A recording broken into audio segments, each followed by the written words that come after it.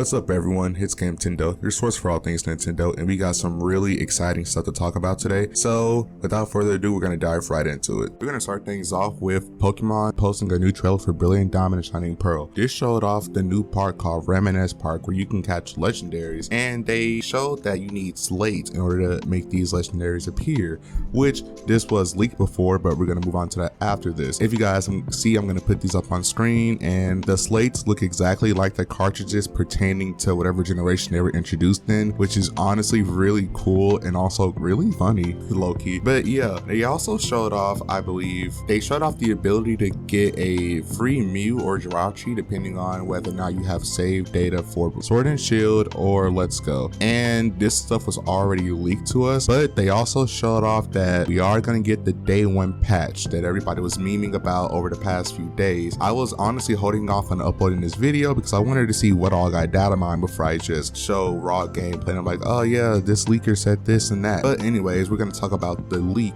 right now. All right, now we're going to move on to the leak. So I'm going to give everyone a spoiler warning. I already put it at the beginning of the video, but I'm going to give you guys some time here if you don't want to hear anything pertaining to BDSP, its post game, and some of the new things they added in the game. Alright, are you guys gone? Alright, for those of you guys that stayed, a few days ago, the game was leaked. Someone managed to get it. I'm not gonna show anything on here because I don't want to get this channel deleted. I mean, it's still very small, but I don't want to lose what I have. Anyways, the game got leaked and then it got data mined, and we're gonna touch up on the data mine. Central compiled everything that was data mined and put it into a giant thread on their Twitter account. I'm gonna have it down below. Central says here, BDSP leak summary thread. No new forms, moves, megas, characters, events, or anything so far. All their trainer teams are based on their Diamond and Pearl teams, not the Platinum ones. That also means that your team will be over leveled because of their new EXP system. Gym puzzles are also based on the Diamond and Pearl, it seems. No Platinum exclusive characters, however movesets have changed. Pokemon now have different cries when fainting, which they're based off of their Pokemon and Me cries from the 3DS days, and it's actually really cool that they didn't just let those go to waste. Most of the battle music in the game is unfinished and sounds terrible, which the day one patch will have the new themes. Hopefully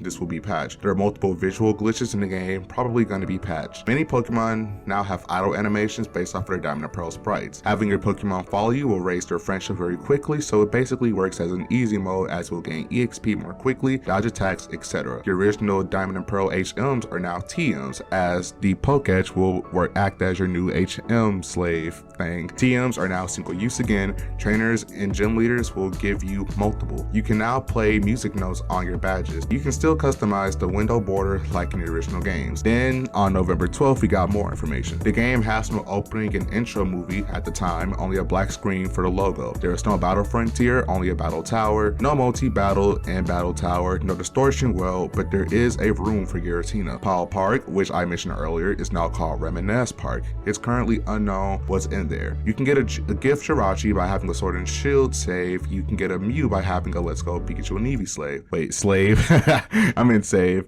which I did bring this up before, that you can link your save data from the previous games and get mythical. The national dex is in, only for the original 493 though. Sylveon's status is currently unknown. Then we move on to the November 9th update, which I believe was the data mine. Mega's regional variants are not in the game. Only the first 493 Pokemon are in the game, so no Sylveon. The game has been made in a Unity engine, which makes this game extremely easy to ROM hack, so expect future hacks coming soon. DS Sounds allows you to listen to the original DS OST. Most moves that were removed in Sword and Shield are not back, like Return, Pursue, and Heal Order, but some signature moves of Pokemon like Unknown and Smeargle are back. The events of Arceus, Darkrai, and Shaman are there, but are currently incomplete. Currently gonna have to be enabled in a future patch. The GTS station, wait, that's so dumb. The GTS is now called the Global Wander Station, which allows you to wander trade, and only that. In Reminisce Park, you can find all the legendary Pokemon from gens 1 through 3. You can find mystery shards in the Grand Underground for exchange for slates to unlock rooms in that park. The Versus Seeker,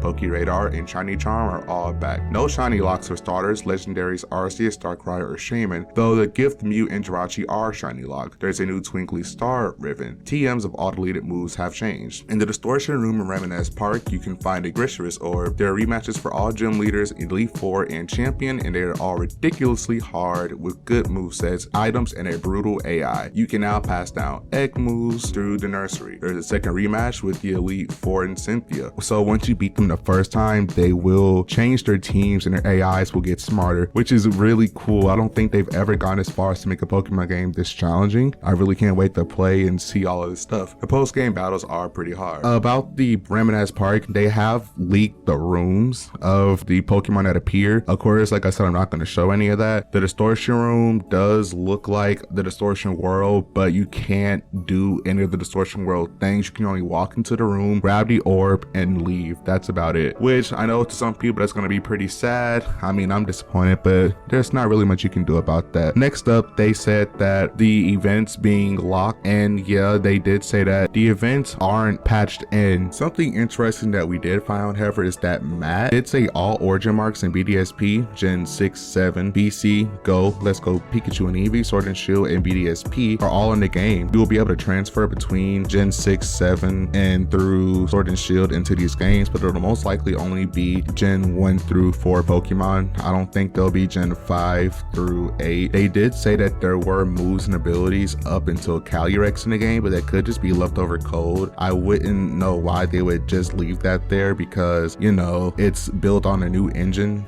So, and they were better off building everything from the ground up. I really don't see why they would just leave that there. That's just me being, you know, hopeful. Next thing they did say was Kurt. Kurt says there's an inaccessible level 80 RCS in the Hall of Origin with 2 reference and text lines that are not currently present in the game. DP Scenario 2 is conveniently missing 6 lines of text in Index 312, and the ported content might be forever inaccessible, similar to Sword and Shield's Victini event, which if you guys don't remember, during the Crown Tundra DLC, there was a Victini that was coded into the game that is inaccessible, and there was no way to make it spawn or anything close to that. Next up, they says we can see the event scripts for Shaman, Darkrai gated behind a script command logic that purposely stops the script from executing hard-coded logic in the code to expect them to be accessible in future patch, which again, everyone's expecting all of this content to be in the day 1 patch that everyone's expecting, which they did announce that today. It's going to be 3 gigabytes of data, so it's a hefty update, a really hefty update that they're dishing out. Next, it says the starters, like I said before, they aren't shiny locked. However, your starter selection screen would not indicate if they are shiny. You have to receive them and check confirm if they're shiny or not. Then I did see some pictures going around of there being new shiny sparkles, 2 new shiny sparkles. However, the square shinies from Sword and Shield are not present in the game. So I think that's all the leaks that we saw so far. Nothing crazy like megas or anything. I did see some screenshot, I can't find it, but I did see a screenshot of someone saying that all of the mega stones were left in the game's code, which again, if that's true, it wouldn't really make much sense because again, they built this from the ground up on a new engine. I really don't see the point of leaving leftover data in a brand new engine. It seems really pointless, but it's all speculation at the end of the day. We'll all find out once the day 1 patch is here. So that's going to be it for this video. If you guys like more and want to see more content like this, make sure to like and subscribe, as well as follow me on Twitter. And if you want to support me, I have a Patreon down below. All right, guys,